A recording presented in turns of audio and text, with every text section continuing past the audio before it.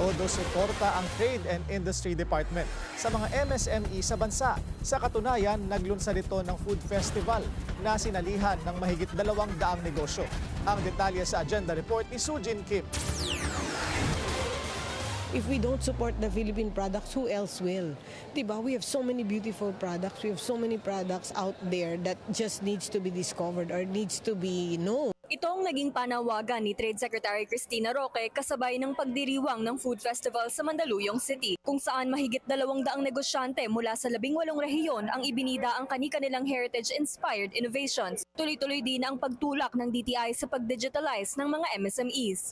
We're 7,600 islands, and the only way for us to get our message across and the only way for us to really get to sell and to get information out there is through the digital platform. Kasabay nito, inilunsad din ang malikhaing Pinoy website at app, ang bagong digital platform o database para sa mga Pilipinong nasa creative industry. The website will now provide an e-commerce space for our creative industry.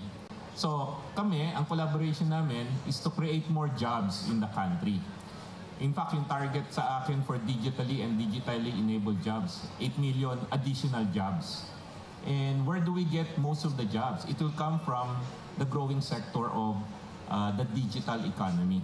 Nilinaw ni Roque na hindi lamang ito para sa mga musicians at performers, kundi lahat ng klase ng sining. It's also the animes, the game artists, those that that draw. Ang dami talagang pwedeng and that's actually the push that we need to be able to be known abroad, because creative or even food, gastronomy also is a driver for tourism and for trade.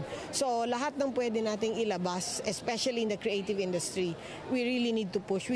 Layunin ng inisyatibong ito na mapadali ang paghanap sa mga local talents, kabilang ang musikero, animators, fashion designers at artists. Target ng pamahalaan na tumaas pa ang halaga ng creative economy sa higit 2 trillion pesos ngayong taon, mula sa 1.94 trillion noong 2024.